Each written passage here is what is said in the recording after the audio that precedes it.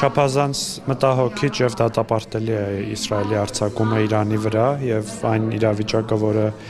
ընթանում է, ցավոք սրտի դադար չի առնում, սա շատ մտահոգիչ է ընդհանրապես տարածաշրջանային անվտանգության տեսանկյունից եւ հույս ունեմ, որ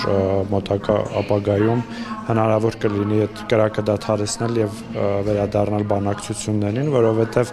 բանակցությունները, որոնք ընթանում են Իրանի եւ Միացյալ Նահանգների միջև միջուկային ծրագրի վերաբերյալ հույս են ներշնչում, որ հնարավոր կլինի բանակցային եղանակով գալ հայտարարի եւ լուծել խնդիրները, բայց ցավոք սրտի մենք տեսնում ենք, թե ինչ է տեղի ունենում։ Ինչ վերաբերում է Հայաստանի արձագանքին կամ ինչպես նշեցիք Անվտանգության խորհրդի նիստին, ես գիտեմ, որ Հայաստանի կառավարությունը եւ Անվտանգության խորհուրդը տարբեր ֆորմատներով քննարկումներ անցկացնում է եւ օպերատիվ հետևում է իրավիճակին եւ Հայաստանին առնչվող, եթե որևէ բան լինի, բնականաբար կլինի օպերատիվ արձագանք։ Այս պայդրությամբ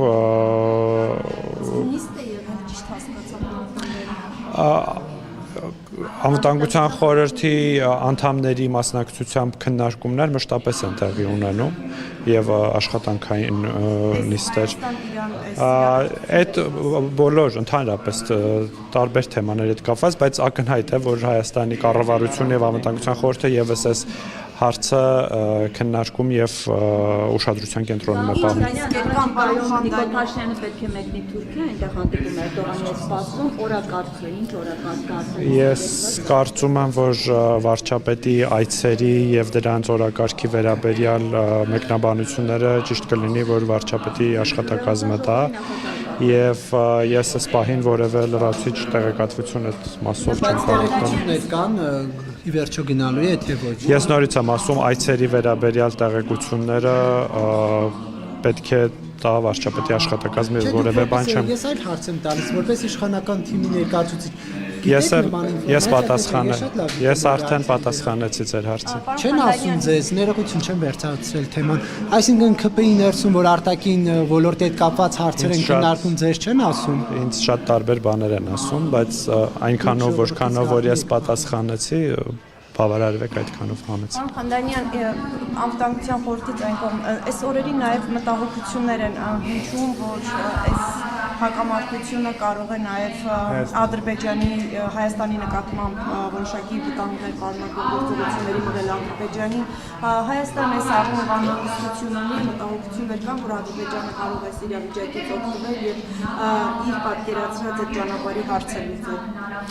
Գիտեք, բնականաբար ցանկացած լարում տարածաշրջանում, հատկապես այսքան մոտ տարածաշրջանում, ի վերջո Հայաստանի սահմանակից հարևան երկրում են, բնականաբար առաջացնում են մտահոգություններ, որ կարող է ընդհանուր առմամբ անվտանգային իրավիճակը լարվի տարածաշրջանում։ Բայց ինչ վերաբերվում է Ադրբեջանի կողմից Հայաստանի վրա հարձակման, ես պետք է շարունակեմ պնդել, որ Ադրբեջանը չունի հիմնավոր պատճառ եւ լեգիտիմություն Հայաստանի վրա որևէ կերպ ագրեսիա սկսելու համար, ուստի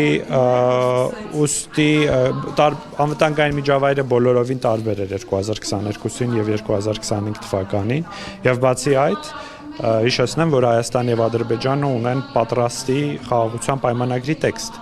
որը Հայաստանը պատրաստ է ստորագրել այսօր։ Դե Ադրբեջանի դիրքորոշման մասին գիտեք եւ Հայաստանը աշխատում է եւ շարունակում է բանակցությունները եւ քննարկումները խաղաղության պայմանագրի ստորագրումը հնարավորինս մոտեցնելու համար։ Այսինքն ռազմական գործողությունների հավանականությունն այս փուլում, եթե պատերազմը այն թվում շարունակվի։ Ես ճիշտն ասած նման գնահատական չեմ կարող տալ, բայց կարող եմ նորից կրկնել, որ նման ագրեսիայի որևէ առիթ, պատճառ, լեգիտիմություն չկա։ Անդրեաս հարցին հավելում, ընդհանրեն օրեր առաջ այս լարվածության ֆոնին Ադրբեջանի նախագահի օգնականը կրկին հիշեցնում էր Հայաստանին, ասում է մենք շարունակում ենք հստակ ակնկալիքներ ունենալ Զանգեզուրի Միջանցքի մասով։ Այս ֆոնին լարվածության։ Դուք գիտեք, որ տարածաշրջանի կոմունիկացիաների ապաշրջափակման վերաբերյալ Հայաստանը ունի իր հստակ պատկերացումը եւ մեծ հաշվով դա խաղաղության խաչմերուկ նախագիծն է եւ նաև Հայաստանը հստակ առաջարկ է ներկայացրել Ադրբեջանին, Ադրբեջանից Ադրբեջան, այսինքն Ադրբեջանից Հայաստանի տարածքով դեպի Նախիջևան եւ Հայաստանից Հայաստան, այսինքն Հայաստանի կենտրոնական շրջաններից դեպի Մեղրի Նախիջևանի տարածքով անցման իր պատկերացումը, այդ պատկերացման եւ այդ առաջարկի դետալները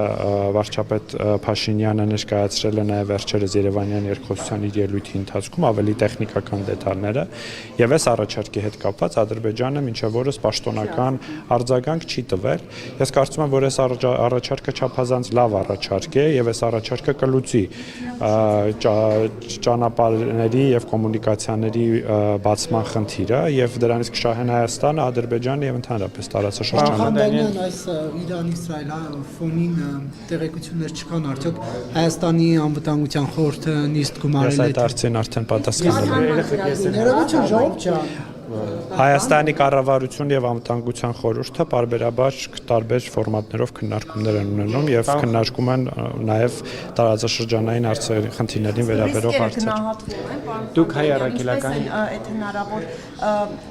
լարվածությունից բխող ռիսկերի ուղղությամբ աշխատանքները, այսինքն Իհարկե գնահատվում են Հայաստանում կան ինստիտուտներ, որոնք շատ կոնկրետ ուսումնասիրում են իրավիճակը եւ գնահատում են ռիսկերը բնականաբար։ քայլեր արվում են Հայաստանին հնարավոր վտանգները։ Բնականաբար։ Այսինքն անընդհատ տարվում է աշխատանք, ուսումնասիրվում է իրավիճակը, տրվում են գնահատականներ եւ հնարավոր ակազդման քայլերը։ Բայց այս պահին ես այդպիսի ռիսկ այս պահին չեմ կանխատեսում, չեմ կարող որևէ ռիսկի մասին խոսել։ Պարոն այս թեմային վերաբերյալ մեկ հարց ու արդեն որ գործընկերներ sense հարցերին, իսկ քննարկել են արդյոք իշխանությունները անհրաժեշտության դեպքում, քանի որ թե Իրանում, թե Իսրայելում մեծ համայնք ունենք հայերի, ինչ ծրագիր կա անհրաժեշտության դեպքում տարհանման նրանց։ Ես այս պահին չունեմ նման տեղեկատվություն եւ կարծում եմ, եթե նման խնդիր առաջանա, արդեն ցավոք սրտի մենք ունենք այդ փորձառությունը, տարբեր պատերազմական գոտիներում գտնվող մեր հայրենակիցներին, օրինակ Սիրիայում օգնություն տրամադրելու կամ որևէ կերպ նրանց խնդիրները լուծելու ու այս պահին նման ահազանգ չկա, բայց եթե լինի արդեն Հայաստանի անպատասխան ինստիտուտները գերատեսչությունները կարձակեն։ Հասկացանք, ես էլ պիտի հարց տամ հայրենակիցների մասով, որ մնացել են օդանավականում իրենց։ Այդ խնդիրը եթե չեմ սխալվում լուծվել է, դա ժամերի խնդիր է։ ունեցեք ժողովուրդ։ Համեցեք, փայլակ։ Դուք հայ առաքելական եկեղեցու հետևորդ եք, չէ՞։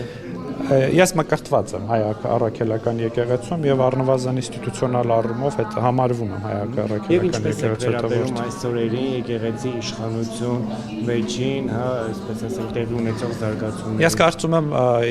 եկեղեցի իշխանություն վեճը չի սկսվել այս օրերին, այդ վեճը սկսվել է բավականին վաղուց։ Օրինակ, եւ եթե ձեզ թվում է ես պիտի խոսեմ Բաքրատ Գալստանյանի սկսաշարժման մասին, ոչ, դրանից էլ ավելի վաղ է սկսվել եկեղեցու սկսած հակամարտությունը պետության դեմ։ Ես շատ լավ հիշում եմ, օրինակ 2022 թվական, եթե չեմ սխալվում, երբ որ նախագահ Վահագն Խաչատուրյանի երթմնակալության արարողություններ եւ քաղաքական իշխանությունը ներկա չէր այդ ազգային ժողովի հատուկ նիստին, բայց ներկա էր ամենայն հայոց կաթողիկոսը եւ ես դες առաջարկում եմ գնալ եւ լսել ամենայն հայոց կաթողիկոսի ելույթը, դա ընդդիմադիր քաղաքական գործչի ելույթ էր եւ ակնհայտ էր, որ եկեղեցին առնվազն քաղաքական իշխանության, բայց ես նաև կպնդեմ, որ պետության դեմ բավականին վաղուց պայքար է սկսել։ Պետք է քննադատի պետությանը, պարոն Խանդանյան, պետք է խոսի եկեղեցի երկրի այնպիսի խնդիրների մասին, ինչպիսին օրինակ այն ժամանակ Արցախի հարցը կար եւ այլ անվտանգային ու մարտահրավերներ պարունակող։ Բնականաբար Հայաստանում Դուք ուզում եք լրություն պահպանել։ Չէ, բնավ ոչ, բայց նաև եկեղեցին պետք է մնա իր լիազորությունների, իրավունքների, խնդիրների շրջանակներում եւ ակնհայտ է, որ այդ շրջանակներից դուրս է եկել եւ սկսել է քաղաքական, ես ասում եմ, իրենց հայտարարություններով դրանք քաղաքական պայքար են սկսել, այսինքն կուսակցական գործունեություն են սկսել ավելի շուտ, քան Լավ չի որ դուք էլ ասեք, որ ես կուսակցություն նկատի չունեմ որևէ կուսակցության, նկատի ունեմ ընդդիմադիր քաղաքական գործունեություն։ դրանի պատասխան կուսակրոնության հարցն եք բերել օրակարգ։ Մենք բերել ենք օրակարգ հարց, որ յուրաքանչյուր ինստիտուտ, որը կա Հայաստանում, պետք է լինի իր լիազորությունների սահմաններում եւ նաեւ այնպիսի ինստիտուտներ, որոնք առնչվում են բազմաթիվ Հայաստանի քաղաքացիների հետ, այդ թվում հայ առաքելական եկեղեցին, պետք է իր ուրեմն կանոնադրությանը իր այլ կանոններին հետևի եւ ակնհայտ է որ եկեղեցին չի հետևում այդ կանոններին օրինակ հասարակական պետությունը որոշել է միջամտել պետությունը չի միջամտում պետությունը եւ քաղաքական իշխանությունը Հայաստանի ցանկանում է որպես որը հոգ է տանում հայ առաքելական եկեղեցու հետևորդների համար ցանկանում է որ հայ առաքելական եկեղեցին լինի որպես հոգևոր կրոնական կառույց պետք է լինի ուժեղ եւ մեր նպատակը ուժեղացումն է ուժեղացնելը ես կարծում եմ որ կաթողիկոսը չի ըստ էության ձեզ հայտնի տեղեկությունների բերումով խախտել է եկեղեցու կաթողիկոս լինելի ինձ թվում է մամուլի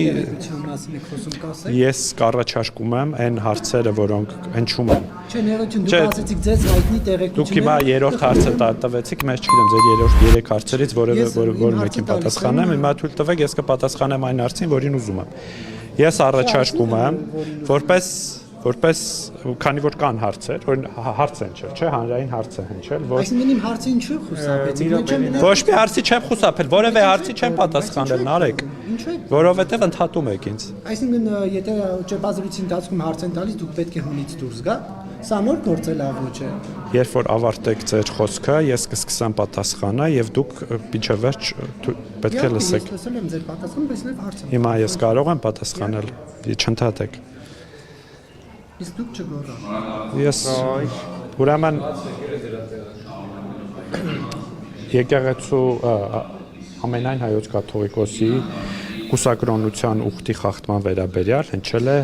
հանրային հարցադրում։